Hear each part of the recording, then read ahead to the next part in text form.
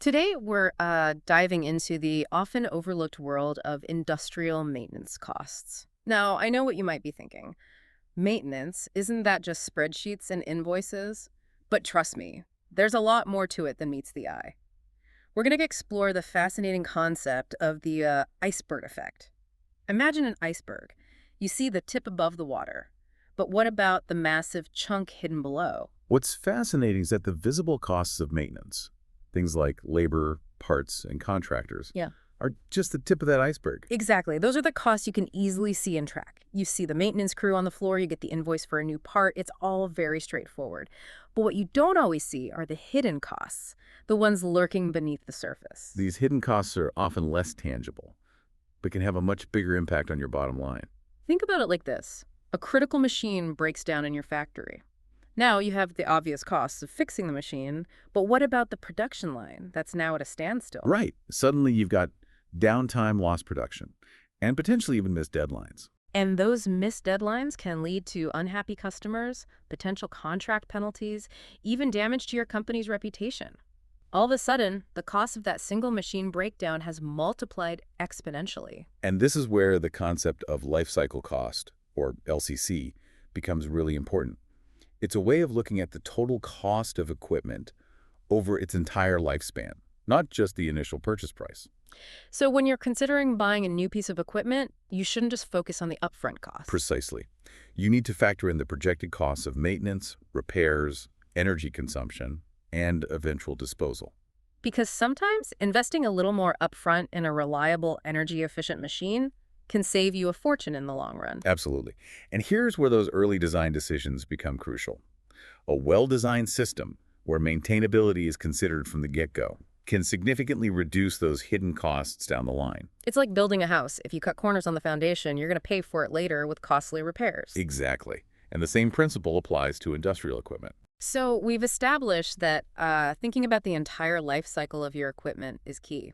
But let's dive deeper into those global maintenance costs and break them down into more manageable chunks. One way to categorize these costs is to divide them into four main areas: intervention, failures, storage, and overinvestment. Okay, let's break those down.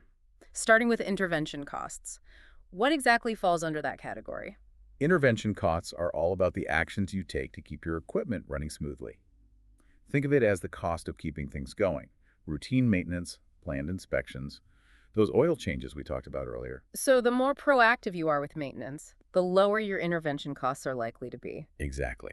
It's the old adage, an ounce of prevention is worth a pound of cure.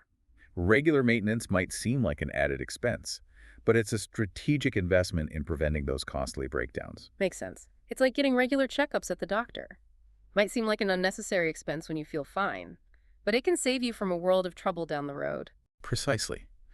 Now, on the flip side, we have failure costs. These are the costs that rear their ugly heads when prevention falls short and equipment fails. And these are the costs that can really sneak up on you, right? Absolutely. Imagine this. It's the peak of your production season, you're working around the clock to meet demand, and suddenly your most critical machine grinds to a halt. What happens next? Well, obviously you've got to fix the machine, and quickly. But then there are all those ripple effects we talked about earlier: production delays, missed deadlines, unhappy customers. Exactly. Those are your failure costs. And they can quickly snowball into a significant financial hit. Not to mention the intangible costs like damage to your reputation and lost opportunities. So failure costs are a powerful reminder that unplanned downtime can really hurt your bottom line. Now, what about storage costs? It seems a bit counterintuitive. How can simply storing something be a cost burden? It's easy to overlook, but storage costs can be a silent drain on your resources. Think about it. Every spare part you keep in your warehouse represents tied-up capital. That's money that's just sitting there, not generating any revenue. So a warehouse full of spare parts is like having a chunk of your budget on hold. Right. Money that could be invested elsewhere, like in new equipment or R&D. Exactly. And if those spare parts become obsolete because of technological advancements or changes in your production process, you've essentially wasted those funds. So it's a balancing act, having enough spares to minimize downtime, but not so many that you're sitting on a stockpile of obsolete inventory. Okay, and the last piece of the puzzle, overinvestment. I have to admit this one seems a little counterintuitive. Isn't investing in better equipment usually a good thing? It absolutely can be. Yeah. But there's a sweet spot. Overinvestment happens when you spend more on equipment or maintenance than is truly necessary. So it's about finding that balance between buying the cheapest option and going overboard with top-of-the-line everything. Exactly. For example, you might be tempted to buy the most feature-packed, expensive machine on the market. But if those extra features don't actually translate into increased productivity or reduced downtime, you might be better off with a more cost-effective model. So how do we avoid falling into the trap of overinvestment? How do we determine the right level of investment for our specific needs? That's where a deeper understanding of your operational context and a thorough cost-benefit analysis come into play. And this is also where models like the Vorster model can be incredibly helpful. The Vorster model. Tell me more about how that works. So you mentioned the Vorster model. It sounds like a powerful tool for getting a handle on those sometimes elusive failure costs. Can you walk us through how it works? Absolutely. The Vorster model helps you analyze and anticipate the financial impact of equipment failures. Think of it as a way to put a price tag on those what-if scenarios, allowing you to make more informed decisions about maintenance strategies and risk mitigation. That makes a lot of sense. So instead of just reacting to failures after they happen, the Vorster model helps you proactively assess potential risks and costs. Exactly. It helps you understand the domino effect of a failure by categorizing the impact into four main areas: associated resources, financial costs, group impacts, and alternative methods. Okay, let's break those down. What exactly falls under associated resources? These are the immediate consequences of a breakdown that ripple outward. Think about the people, materials, and processes that are directly affected when a machine goes down. You might have a team of skilled workers standing idle because they can't do their jobs without that particular machine. And those idle workers represent a real cost to the company, even if they're still on the clock. Exactly. Then you have materials that might be stuck in the production line waiting for that machine to be fixed. Delays in materials can throw off your entire production schedule, leading to missed deadlines and potential penalties. It's amazing how one machine going down can have such a widespread impact. So, associated resources is all about those immediate consequences. What about the financial costs? This is where we look at the direct financial implications of having equipment out of commission. One major factor is amortization. Basically, the cost of that equipment spread out over its expected lifespan. When a machine is down, you're essentially losing money on that investment because it's not generating any output. It's like having your car in the shop. You're still making payments, but you can't use it to get to work. That's a great analogy. Then there are opportunity costs, which are the potential profits you miss out on because of the downtime. If you can't produce goods, you can't sell them. And that directly impacts your bottom line. Opportunity costs are interesting because they represent potential earnings, not just direct expenses. So it's not just about what you're losing, but also what you're not gaining. What about group impacts? What does that category encompass? Group impacts refer to the strain that a machine failure puts on your other equipment and processes. Imagine your factory has a bottleneck machine, a critical piece of equipment that everything else depends on. If that machine fails, other machines in the line might have to work harder or longer to compensate. So it's like a chain reaction. One failure can lead to increased wear and tear on other machines, potentially leading to more failures down the line. Exactly. This highlights the interconnectedness of your equipment and the importance of a holistic maintenance strategy.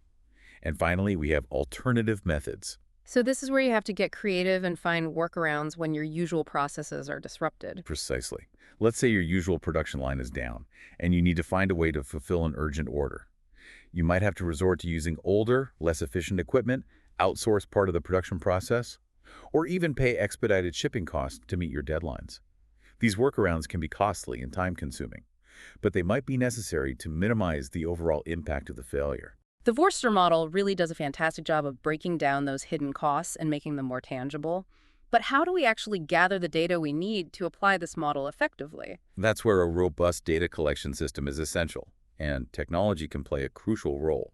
A computerized maintenance management system, or CMMS, can be a real game changer in this regard. A CMMS. We hear that term thrown around a lot. Can you demystify it for us? What exactly is a CMMS, and how can it help us track those maintenance costs, both hidden and visible? Think of a CMMS as a centralized hub for all your maintenance-related data. It's a software platform that allows you to track work orders, schedule preventative maintenance tasks, manage spare parts inventory, and most importantly, collect data on everything from equipment downtime to repair costs. So instead of having that information scattered across different spreadsheets and departments, a CMMS brings it all together in one place. Exactly. This allows you to analyze trends, identify patterns, and gain valuable insights into your maintenance operations. For example, you can use the data to track the frequency and cost of repairs for specific pieces of equipment. This might reveal that a particular machine is a frequent offender, costing you more in repairs than it's worth. That kind of data-driven insight could lead you to invest in a more reliable replacement, ultimately saving you money in the long run. Exactly.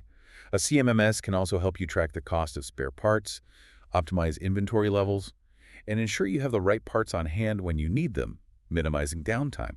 It sounds like a CMMS is a powerful tool for any organization looking to gain control of its maintenance costs and make more informed decisions about its assets. Absolutely. It's not just about saving money. It's about optimizing your maintenance operations to improve efficiency, reduce downtime, and support your overall business goals. This has been an incredibly insightful deep dive into the world of industrial maintenance costs. We've explored the hidden costs lurking beneath the surface, the importance of life cycle thinking, and the power of data-driven decision-making. As we wrap up, what's one key takeaway you would leave our listeners with today? If you remember nothing else, remember this. Maintenance is not just a cost center. It's a strategic investment in the reliability and longevity of your operations. By taking a proactive, data-driven approach to maintenance, you can unlock significant cost savings, improve efficiency, and gain a competitive edge in today's demanding business environment. Excellent advice. So the next time you see that maintenance crew working on the factory floor, remember that there's a lot more going on than meets the eye. Take a moment to appreciate the critical role they play in keeping the wheels turning and the bottom line healthy. This is The Deep Dive, signing off until next time.